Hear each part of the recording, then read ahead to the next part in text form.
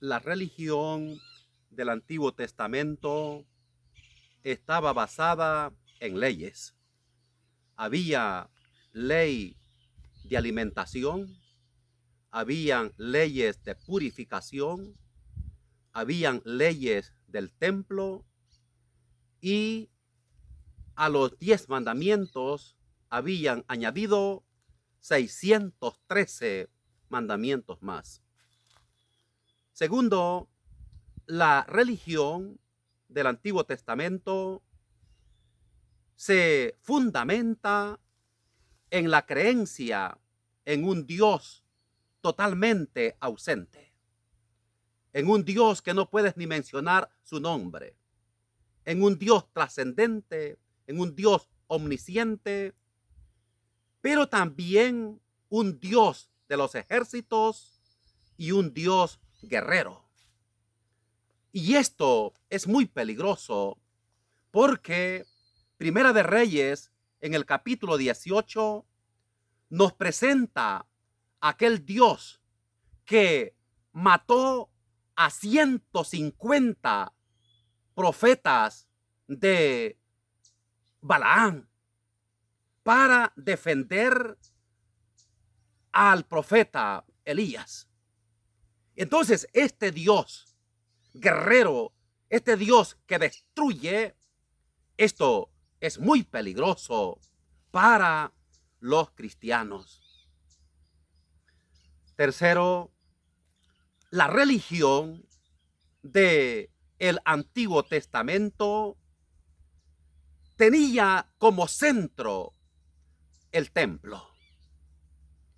Y el templo era el único lugar para encontrarse con Dios. Pero Jesús vino a desplazar la religión, a desplazar el templo a lo humano y por tanto a otros templos. El evangelio de este domingo, tomado de Juan en el capítulo 2, versos 13 al 35, es magistral para explicarnos este desplazamiento que hace Jesús. Veámoslo despacio. Juan 2, 13 al 35, dice la palabra del Señor: se acercaba la Pascua de los judíos y Jesús subió a Jerusalén y encontró en el templo a los vendedores de bueyes, ovejas y palomas y a los cambistas sentados, y haciendo un azote de cordeles los echó a todos del templo, ovejas y bueyes, y a los cambistas les esparció las monedas y les volcó las mesas, y a los que vendían palomas les dijo: quitad esto de aquí, no convirtáis en un mercado la casa de mi padre. Sus discípulos se acordaron de lo que está escrito: el celo de tu casa me devora. Entonces intervinieron los judíos y le preguntaron: ¿qué signos nos muestras para obrar así? Jesús contestó: destruid este templo y en 3 días lo levantaré.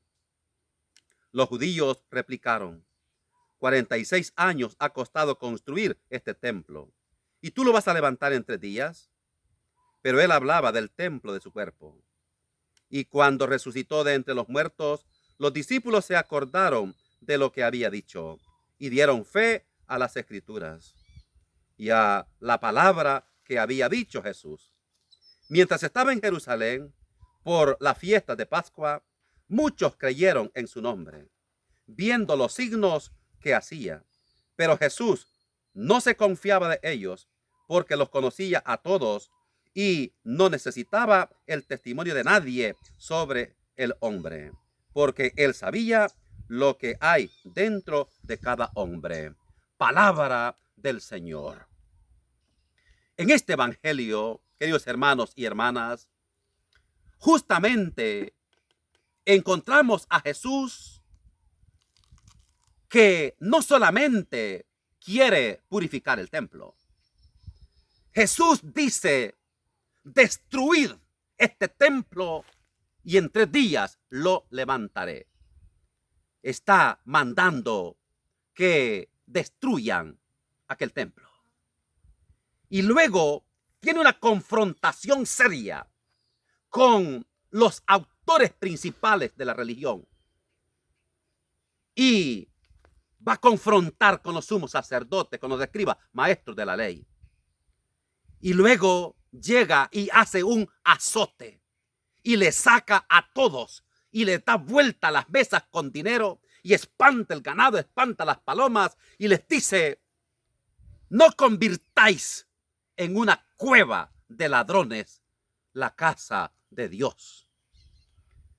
Aquí este evangelio nos dice que efectivamente Jesús no está de acuerdo con aquella religión. Jesús no está de acuerdo con lo que pasa en el templo. Pero lo terrible es que esto puede seguir pasando. En nombre de la religión, en nombre de Dios y en nombre de la Biblia, a veces en los templos también hacemos que circule mucho dinero, empezando por el diezmo. Hemos convertido otra vez la casa de Dios en cueva de ladrones, porque seguimos robando, porque no hemos aprendido que Jesús dijo, lo que recibiste es gratis, dadlo gratis. No hemos aprendido que Jesús jamás cobró diezmo por predicar el sermón de la montaña. Mateo capítulo 5. No hemos aprendido que Jesús jamás cobró el diezmo por predicar las parábolas. Jesús jamás cobró el diezmo por hacer milagros. Jesús jamás cobró el diezmo por dar a conocer quién es Dios y cómo es Dios. No hay ningún pasaje que nos pruebe que Jesús cobró el diezmo por hacer esto o aquello en favor de los demás. Ahora, si Jesús no está de acuerdo con lo que pasa en el templo, efectivamente, Jesús desplaza esta religión y desplaza el templo a lo humano. Esto lo entendió magistralmente el apóstol Pablo. San Pablo, cuando escribe a los Corintios, 1 Corintios 3:16, les dice, ¿o ignoráis, hermanos, que vuestro cuerpo es templo y sagrario del Espíritu Santo? Y quien destruya este templo, Dios le va a destruir. Y ese templo son ustedes. Aquí está el verdadero templo que el Nuevo Testamento nos propone, donde debemos dar culto auténtico a Dios.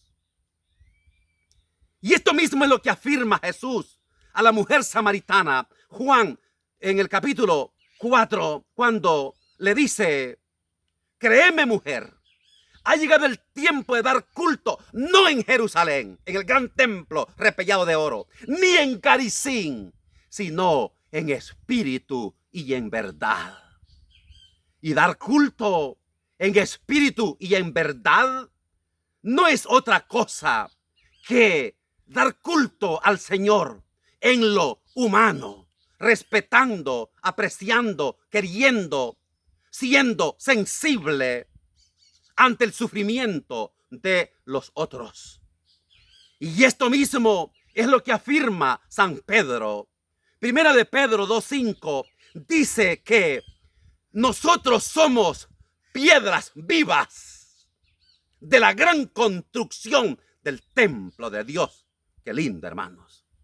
Note usted, piedras vivas.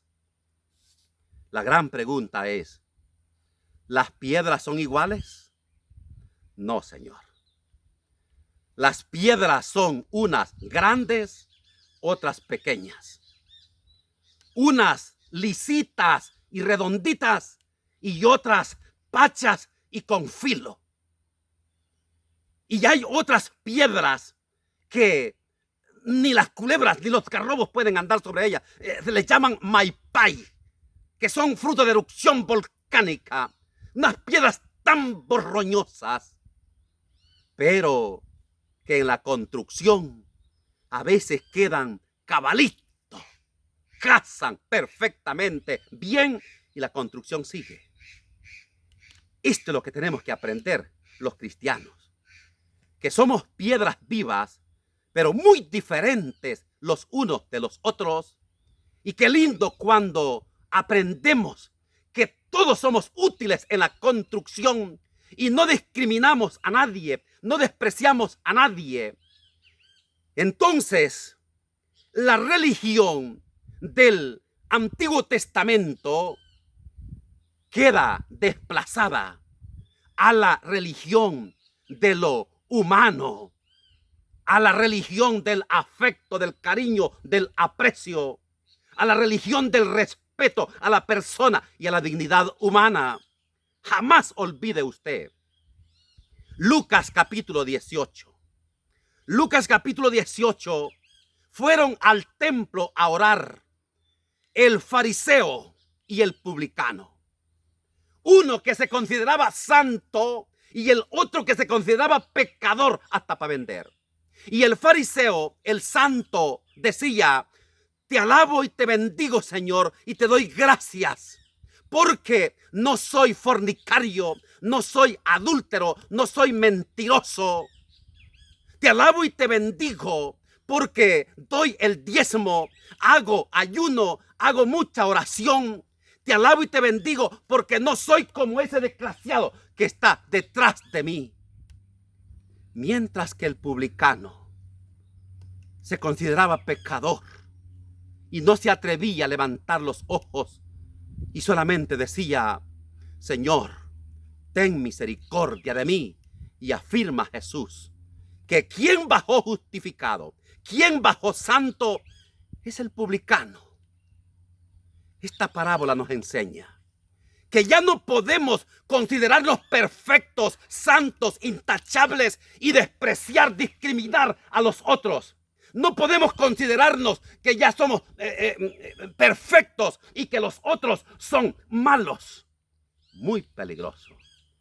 Todos somos piedras vivas para construir el gran templo del Señor, y que el Espíritu Santo nos ayude para entendernos y llevarnos bien para hacer esta gran construcción que el Señor quiere. Que el Señor les bendiga abundantemente hoy y siempre. Y por favor, no olvide suscribirse a nuestro canal.